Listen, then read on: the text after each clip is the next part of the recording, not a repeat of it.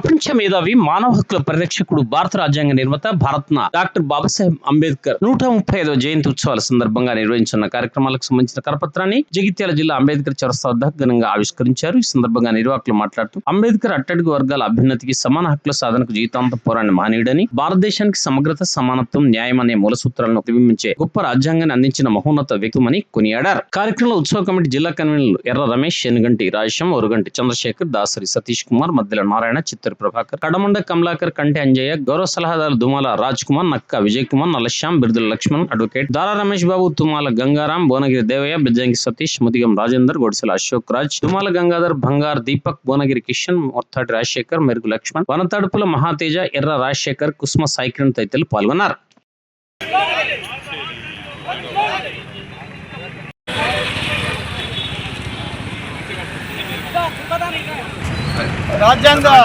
నవభారత రాజ్యాంగ నిర్మాత doctor BR Ambedkar యొక్క జయంతి ఈ నెల ఏప్రిల్ 14 రోజు కలదు.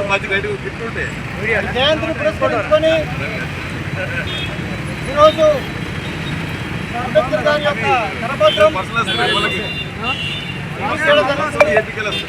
ముఖ్యంగా ఈ సందర్భంగా మరి ఈ కార్యక్రమానికి ఇచ్చేసినటువంటి దళిత సోదరులందరికీ పేరుపైన జైలు తెలియజేస్తూ మనము 14th April doctor BR Ambedkar గారి జయంతిని మనం ఘనంగా నిర్వహించుకోవాల్సిన అవసరం ఉన్నది. దానికోసం ప్రతి సభ్యుడు మినిమం ఒక 10 మందిని తీసుకొచ్చి అలాంటి కార్యక్రమానికి దిగ్విజయం చేయాలి. అదేవిధంగా ఇవాళ ఎంప్లాయీస్ ఉన్నారు చాలామంది. జగిత్యాల జిల్లాలో ఎస్సీ ఎస్టీ దాదాపు 2 నుంచి 3,000 మంది ఉన్నారు. కానీ జయంతోత్సవానికి కేవలము 50 నుంచి 100 లోపే వస్తున్నారు.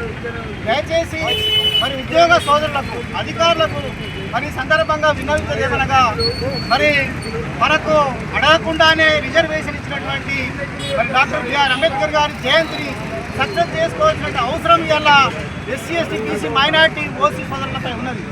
దయచేసి సందర్భంగా అందరికీ కోరేది ఏంటంటే ఖచ్చితంగా ఆ రోజు ఏప్రిల్ 14 రోజు మరి ఉదయం 10:30 గంటలకు వచ్చి మరి జయంతిలో పాల్గొని అట్టి కార్యక్రమాన్ని దిగ్విజయం చేయగలరని చెప్పి ఈ సందర్భంగా కోరుతూ